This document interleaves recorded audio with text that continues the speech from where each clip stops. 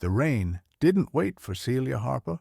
It came hard and fast, soaking the ground with a fury that felt personal. She crouched beneath the remains of an old barn wall, its broken beams leaning like tired old men under the weight of storm and sorrow.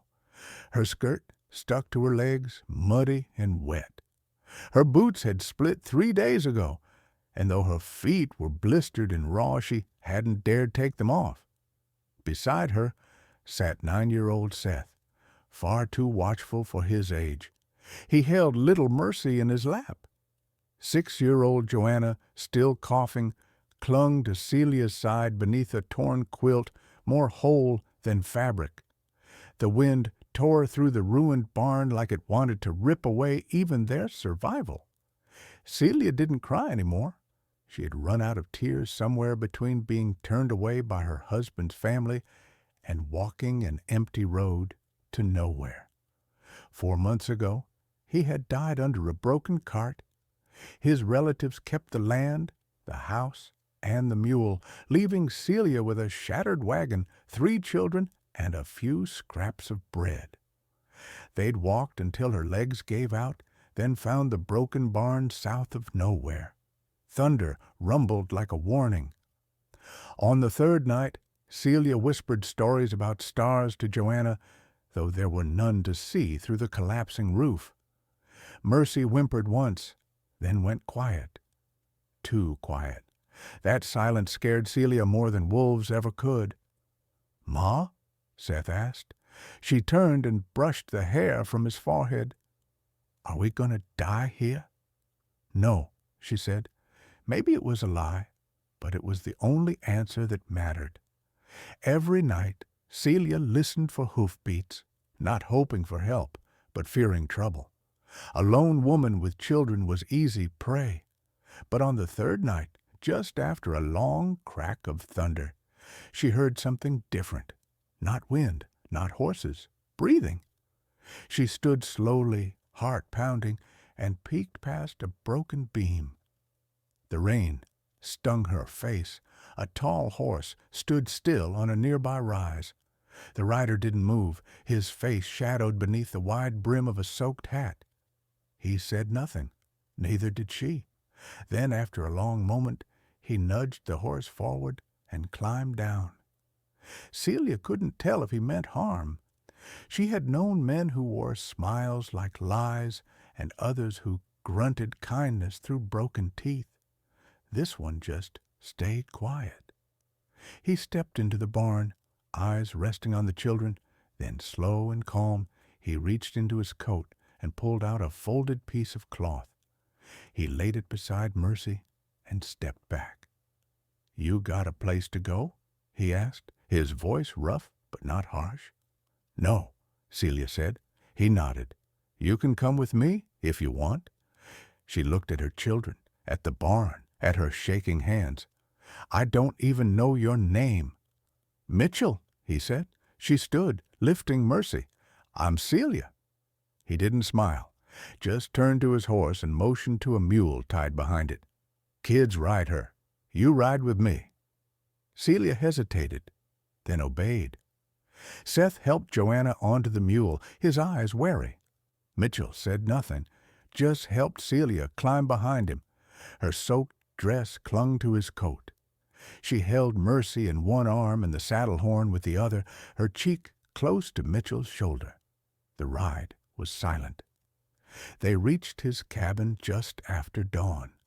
A small home tucked into leafless oaks, smoke curling from the chimney. Mitchell climbed down, gently took Mercy, then offered Celia his hand. She paused, then took it. Inside, the fire was warm. It smelled like pine and stew. He handed her an old shawl and set out bowls for the children, placing a spoon by each hand like it was something he had done before. Celia watched them eat like wolves while she stood by the fire, too full of pride and shame to touch a bite. Mitchell disappeared for a while and came back with folded dry clothes. "These will do," he said. "Yours'll need washing." She took them without a word. That night she tried to sleep on the floor, but he laid out a thick quilt for her and sat in a chair by the window, rifle resting on his lap, ready but not threatening. The quilt smelled of smoke and something older, like time itself. Celia ached all over, but for the first time in days, her spirit was still. "You think he's good?" Seth whispered. "I think he didn't have to stop," Celia answered, staring at the ceiling. She closed her eyes that night, knowing the roof would hold. The floor was hard, but the silence was soft. The wind outside no longer sounded like hunger. Morning would bring judgment, whispers, the weight of being a woman taken in. But tonight, her children were warm. That was enough. At sunrise, Mitchell was already outside chopping wood. Each swing of the axe sounded steady, like a heartbeat. Celia watched him through the window, her hand resting on the cold glass. The rain hadn't waited for her, but someone finally had. Mitchell Williamson hadn't said more than 6 words in a year, not since his wife and child died in childbirth. He had learned to live with silence. Words felt brittle and pointless. He let them go, just like everything else. That morning, before frost left the ground, Mitchell stood splitting pine with calm precision. His hands moved from habit, not thought. Chop, twist, drop. Inside his cabin slept a woman and 3 children. He didn't know what part of him had brought them here. Maybe pity, maybe something deeper he thought he'd buried with his wife. But when he saw them huddled beneath that broken barn, he couldn't keep riding. He'd tried before to ride past pain. It always caught up. She leaned into his coat like she recognized safety by the scent. Mitchell didn't ask questions. He didn't pry or touch what hadn't been offered. He brought in firewood, stacked it by the hearth, and served himself a ladle of stew.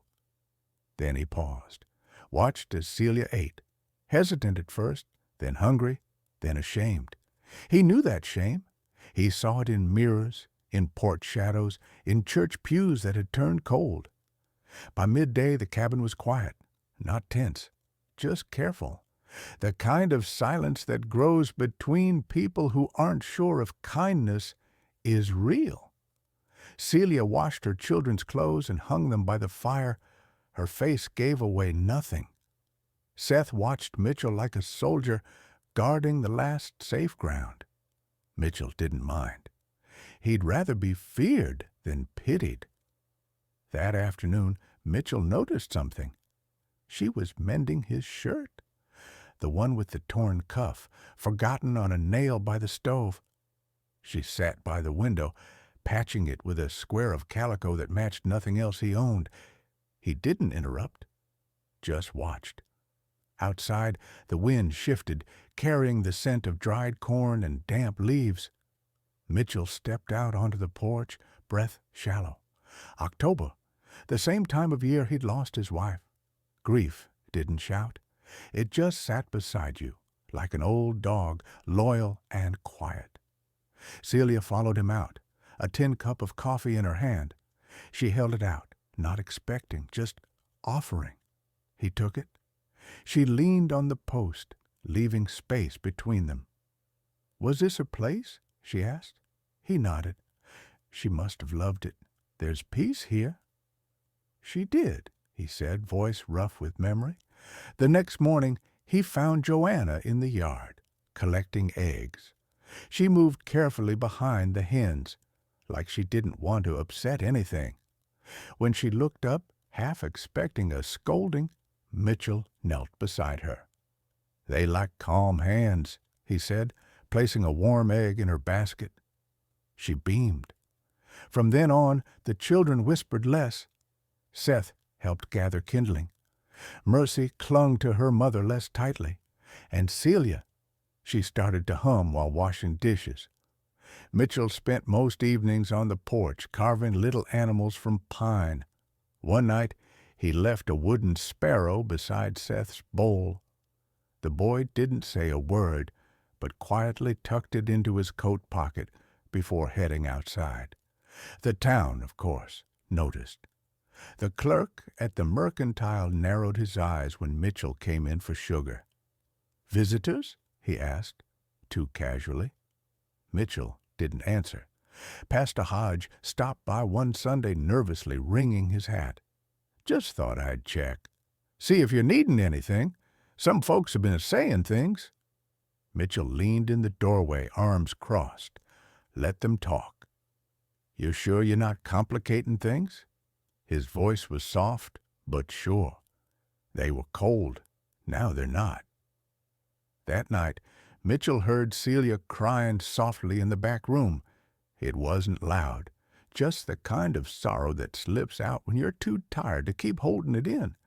He didn't go to her, just stirred the fire, added another log, and sat closer so she wouldn't feel alone. The next morning, she found a sack of flour and a small wrapped parcel by her door. Inside was a spool of blue thread. She didn't say a word, but that afternoon she braided a ribbon of it into her hair. By week's end, they had a rhythm. Mitchell worked the field, fixed fences, hauled water. Celia kept the hearth and the children smiling. One golden afternoon, he watched her in the garden, barefoot, her skirt swaying. Mercy chased a butterfly. Seth whittled a stick. Joanna hummed to herself. For a moment, it didn't feel like a cabin full of broken people. It felt like something new, something just beginning. That evening, as they sat quietly by the fire, Celia stirred the pot and said without looking up, "You didn't have to take us in." "I know," he said. She turned, voice trembling, not with fear, but with effort. "Why did you?" Mitchell stared into the flames, fingers brushing the scar on his wrist, the one he got trying to pull his wife from an icy creek. Too late. "I remember the sound," he said slowly, "of someone needing help, and no one coming." Celia didn't reply.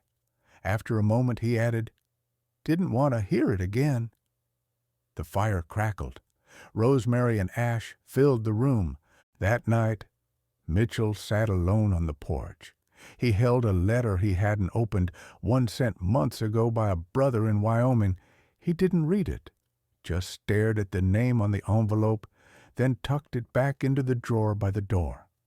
Before bed, he paused by the back room. The children were asleep, breathing softly, no flinching, and for the first time in a year, Mitchell let a single tear fall. It hit the wood floor without a sound, but it meant something. Not everything had to be said.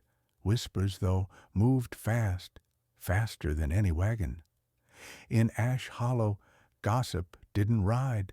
It flew. By the time Celia stepped into the mercantile for the first time, her story had already been written. Not the truth.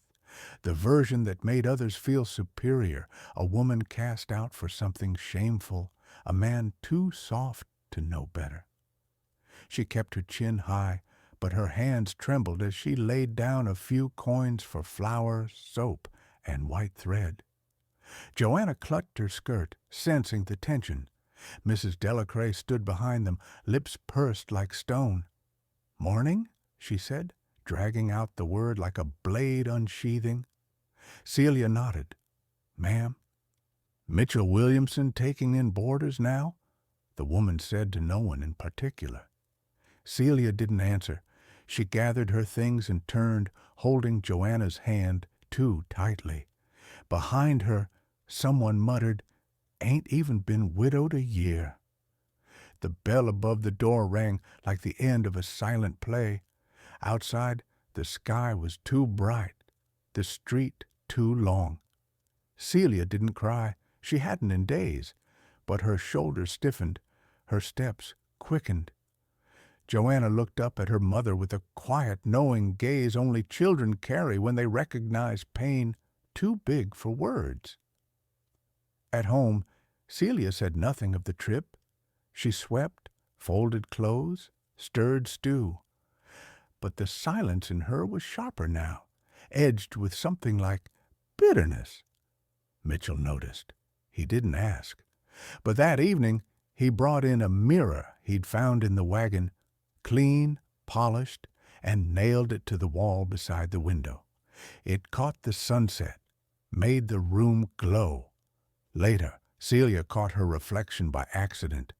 She looked like someone surviving, not beautiful, not ruined, just present. For the first time in months, she brushed her hair until it lay smooth across her shoulders. Seth was the first to say something. "You look like before?" She kissed the top of his head, eyes shining. The next week, Celia returned to town alone. She walked taller, bought more thread, more flour, paid in silence. They still stared, but she didn't bend. The sermon that Sunday was about looking back, about holding on to things best left behind. Mitchell sat near the back of the church with the children. Celia stayed home, tending to Mercy's cough. After the service, Della cornered Pastor Hodge near the pulpit. "It ain't decent, Hodge," she said, voice tight. "A woman under a man's roof without a ring? 3 mouths to feed, that ain't his. What'll the children of this town think?" Pastor Hodge stared down at his folded hands. "They're warm. They're safe. That's more than they had." "Don't mean it's proper," Della sniffed. He didn't answer. By Monday morning, someone had written the word sinner in charcoal across Mitchell's barn door. Celia found it first. She stood there a long time, bucket of water forgotten in the grass. Her hands trembled. She didn't scream. She didn't scrub it. She just stared. Mitchell came up behind her, jaw clenched. "You don't need this," she said quietly. He looked at her, at the way her shoulders curled from shame she shouldn't have had to carry. Without a word, he took the bucket, soaked a rag, and began wiping the letters away, stroke by stroke. She stood beside him, silent. Then she took the cloth and finished it herself. They said nothing all morning, but something changed after that. Celia started planting in the garden. Seth fixed the hinges on the henhouse. Joanna braided Mercy's hair. The rhythm of life grew louder than the whispers. For a while. But gossip is a poison. Even clean air can sour. That Friday, Celia brought a basket of preserves to the schoolhouse, hoping to ask if Seth and Joanna could start school. The teacher barely looked at her. "We'll need a letter from your husband," she said flatly. "I'm not married," Celia replied. "Then the answer's no." Celia left with the basket untouched. That night, Mitchell saw the preserves still sitting on the counter. "They say something to you?" he asked. She didn't answer right away, just stared at the glass jar in her hands, the light catching the peach slices floating inside. "They don't want our children with theirs." Mitchell said nothing. He picked up his coat and went outside, not because the fire needed wood, but because his hands needed something to break. Later, Celia joined him. They sat by the wood pile in silence. After a long while she asked, "You ever think of leaving?" Mitchell rubbed the scar on his wrist. "Did once. Packed everything. Then found her sewing needles in a drawer. Couldn't do it." "That's what stopped you?" Celia asked, surprised. "She left them behind. I couldn't bear to leave them again." The silence between them softened. That Sunday, Celia didn't go to church, but she dressed anyway. Blue skirt, simple blouse, hair pinned back. She baked bread, helped the girls with their dolls, and hummed softly as she stirred the stew. When Mitchell returned, the table was set. He paused in the doorway, something shifting in his eyes. She poured his coffee. He accepted it. Their hands touched. She didn't pull away. The next morning, Celia returned to the schoolhouse with Seth and Joanna and a piece of paper, not a marriage certificate, a list of chores they'd done that week, signed in Mitchell Williamson's careful, sparse hand. The teacher frowned. "This isn't. It's what we have," Celia said, standing firm. After a pause, the teacher sighed. "1 week. Probation." Joanna clapped. Seth didn't smile, but his grip on Celia's hand tightened as they walked home. She didn't say anything, but when she passed the mirror near the window, she didn't look away. The town would whisper. Let them. Wagons carried people. Whispers carried fear. But home, real home, carried something else. And they were building it, one quiet act at a time. That year, spring came early. The breeze carried the scent of damp soil and soft green beginnings. One morning, before the town stopped talking, Celia hung a dress on the line. It was sky blue, stitched by her own hands using a spool of thread Mitchell had quietly left by the hearth weeks ago.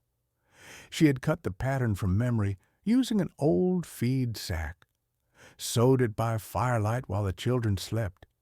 It wasn't fancy. The hem was uneven, the sleeves plain. But it was hers. It wasn't made from desperation. It was made from choice. She washed it the night before and hung it at dawn. The fabric caught the sun as it swayed like a flag planted on new land. Mitchell stepped outside with his morning coffee and paused.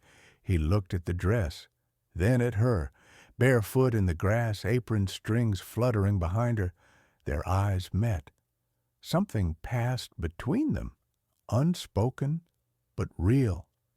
That afternoon, she wore the dress to the garden. The children noticed first. Mercy clapped. Joanna asked if they were going to town. Seth said nothing, but looked at her with a quiet, steady pride, the way sons do when they realize their mothers are also women. Mitchell came in from the field, shirt damp with sweat, dust across his brow. "You made that?" he asked. "I did." He nodded. "Suits you." She turned back to the carrots. Her hand shook just a little. Compliments still felt like a language she was relearning. That evening, Celia baked cornbread and set the table with the good plates, the ones Mitchell's wife had packed away in newspaper years ago. Celia found them in a wooden box under the bed. She rinsed off the guilt, dusted off the memory, and used them. Supper was quiet, but warm. Seth told a story about a hen laying 2 yolks. Joanna laughed so hard she spilled her milk. Mitchell chuckled, a real laugh, and when he wiped Joanna's chin, Celia saw it, the ghost of a father, not born from blood, but built from care. After supper, Mitchell whittled the children each a small toy, an owl for Seth, a rabbit for Joanna, a star for Mercy. Celia watched from the doorway, the wind tugging at the hem of her dress. The yard was bathed in golden light. It should have been an ordinary day, but it wasn't. That night, she brushed out her long, dark hair for the first time in years. She hadn't done that since her wedding. She paused at the mirror, Mitchell's mirror, and looked at herself. Not as a widow, not as a burden, as someone still alive. The dress had marked a turning, but the town wasn't done with them yet. 2 days later, walking to fetch flour, Celia heard the whispers return, sharper now. Della Clary watched her from the porch of the sewing hall, lips tight, eyes narrowed, and then just loud enough. "New dress," Della muttered loud enough for 2 other women to hear. "Funny what desperation will make a woman do. She's just playing house until he marries her." Celia heard it. Her hands tightened around her basket, but she didn't stop, didn't speak. She just straightened her spine and kept walking. At home, she said nothing to Mitchell, but the next morning she rose before dawn, took down the blue dress from the line, pressed it smooth, and wore it like armor. Mitchell noticed. "You all right?" he asked. "I'm tired of being sorry," she said. He nodded. "I'll be down at the east fence." Later that day, while Celia was washing clothes at the stream with Mercy beside her, Seth came running. "Mama, it's the Williamson fence. Someone broke it again." She left the wash where it was, gathered Mercy, and walked the whole length of the property with Seth close behind. Near the east corner, 3 slats had been pried loose, boot prints in the dirt. No animals, just malice. Mitchell was already there, hammering quietly. He looked up but said nothing. His jaw was tight, steady, focused. Celia stepped beside him. After a moment, she took the nails and handed them to him one by one. They worked together until the fence stood solid once more. At the last nail, Mitchell finally spoke. "You don't have to stay here." "I know," she said. "They'll keep on." "I know that, too." He looked at her then, really looked. "Why do you?" She swallowed hard. "Because I've been cold before, but I've never been respected. Not like here, not like this." Mitchell set the hammer down. He looked at the blue dress she wore, the one that once swayed on the line like a flag of defiance. His voice softened. "I see you." She blinked back tears, but didn't let them fall. "I see you, too." That night, the children fell asleep faster than usual. Maybe the air had finally softened. Maybe it was just the exhaustion of fighting quiet battles without fists. Celia stood on the porch, arms crossed, wind brushing her hair across her cheek. Mitchell stepped beside her, close but not touching. "The fence will hold," he said. "They'll try again," she whispered. He nodded. "Let them." Then, after a long silence, Mitchell said something unexpected. "Would you plant something with me?" She turned to him, confused. "What kind of something?" "Roses, maybe. Never had much use for them, but I figure it's time this land bloomed for someone." Her throat caught. "Roses won't survive if we don't tend them." "I plan to tend." She didn't answer. She simply stepped off the porch and walked toward the empty patch of soil near the barn, pressed her palm to the cold earth. Behind her, the lantern light from the cabin cast their shadows long across the grass. Ash Hollow still whispered, but she and Mitchell had begun speaking in a different language, not loud, not rushed, just real. Under the pale sky and breath of coming winter, the wind moved like a ghost, carrying both rumors and change. The town watched from behind curtains, waiting to see what the snow would bury and what it might uncover. Celia stood on the porch, shawl pulled tight, eyes watching the first flakes fall.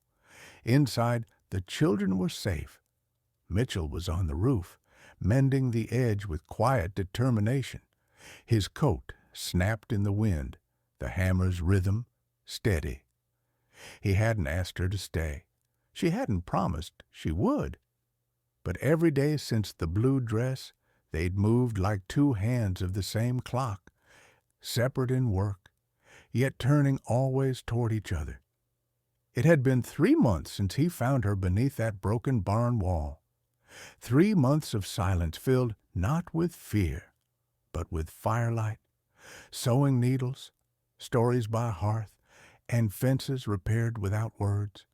Mitchell had never kissed her, never asked to, and yet every time he handed her a bucket, every time he left out the sugar without a word, she felt it. But the town hadn't softened. The whispers still swirled sharper now. Then the letter came. The Reverend delivered it himself, eyes low, voice heavy. "Figured it should come from me." Mitchell nodded and shut the door without a word. Celia opened it that night, after the children were asleep. Mitchell sat by the fire, silent. It was from the Harpers, her late husband's kin. "You've embarrassed the family enough. There's been talk. You've no right to carry the Harper name if you're going to live like this. We're coming for the children. They'll be raised properly, with structure and scripture. You can keep your sin. The children are ours." Celia folded the letter, once, twice, then into fourths, and dropped it into the fire. She said nothing. Mitchell didn't ask. But the next morning he began hitching the wagon. "You taking us away?" she asked. "No," he replied, securing the reins. "I'm preparing." "For what?" He didn't answer. That evening the snow thickened. Wagon wheels groaned up the path before they even saw lantern light. Seth ran to the window. "There's 3 men, Ma. One has a rope." Joanna clutched her doll. Mercy said nothing. She just gripped Celia's skirt. Mitchell walked into the room and calmly took the rifle from the wall, not in fear, but with the ease of a man who had known what it meant to be cornered. "I won't let them take them," Celia said, her voice thin but steel. "I know," Mitchell answered. A knock came, hard, impatient. Mitchell opened the door. A man stood on the porch, heavy coat, gray beard, the Harper jaw. "We've come for the children." Mitchell didn't flinch. "No, they're kin. You're not. That woman shamed herself enough. Best step aside before the law gets involved." Celia stepped up beside Mitchell. Her voice didn't shake. "No law gave you the right to leave me in the mud, and no law's taking my babies now." The man scoffed. "You live in sin under a stranger's roof in a town that pities you." Mitchell's voice was calm. "This town may pity her, but I don't. I respect her." "You planning to marry her, then?" Mitchell turned to Celia. "No," he said, then looked back. "I already chose her. Paper don't change that." The other 2 men shifted, uncertain. "We'll come back with the sheriff," the brother warned. "Do," Mitchell said, stepping aside and pointing to the snow-covered path behind them. "Bring him. Let him see what a girl with 3 children looks like when she's cared for." The Harper man stepped off the porch. "You'll regret this?" Mitchell shook his head. "Number, but you already do." They rode off into the snow. No fight, no shouting, just the storm, inside and out. Celia sank into the chair behind her, not from fear, but from the sheer weight of standing strong too long. Mitchell knelt beside her, took her hand. "You're safe here." She looked at him. "I wasn't always." "I know," Celia said softly, looking at him. The firelight flickered in her eyes. "You really chose me?" "I chose your strength," Mitchell replied, his voice low. "Your grace, the way you kept going even when the world told you to stop." Then slowly he reached into his coat pocket and pulled out a small velvet pouch. "I was going to give you this in the spring," he said, "but maybe now's better." Inside was a ring, not new. The band was worn, the stone simple. "This was my mother's," he said. "She gave it to my father during the war, when they thought he wouldn't return. Said it wasn't a promise to love forever, just a promise not to run when things got hard." Celia touched it, breath catching. "I don't want saving," she whispered. "I know," he said. "I want a partner." "You already are." She didn't cry, but something inside her cracked open, like the frozen ground breaking toward spring. "I'm not who I used to be," she said quietly. "Good," Mitchell answered. "Neither am I." She didn't say yes. She didn't have to. She simply slipped the ring onto her own finger. The next morning they woke to silence, the kind so deep it sang. Snow blanketed everything, the road, the roof, the broken fence. It had erased every trace of the night before. The children made angels in the yard. Celia baked rosemary bread. Mitchell repaired the barn door. At midday, Pastor Hodge arrived with a tin of honey. "Track's headed back toward the Harper farm," he said. "They won't be back." He paused, eyes kind. "You know," he added gently, "you don't have to prove anything any more." Celia smiled, warm and sure. "I never had to," she said. "I just forgot." As he turned to leave, he looked back once. "The town will talk." "I know," she replied. Then she turned back inside. That night they ate by candlelight. The words were few, but the laughter was easier. When the children fell asleep near the hearth, Celia stepped out into the snow with Mitchell. She looked up at the stars, shimmering in their eternal silence. "I used to be afraid of storms," she said. "Not any more." Mitchell wrapped the shawl tighter around her shoulders. "The snow knows," he whispered. She leaned into him, and though the town whispered, as towns always do, the snow already knew the truth. That some vows aren't spoken with words, that real homes are built not with nails or paper, but by choosing each other over and over, especially when no one's watching. Maybe the world wouldn't remember their names, but the snow would, forever.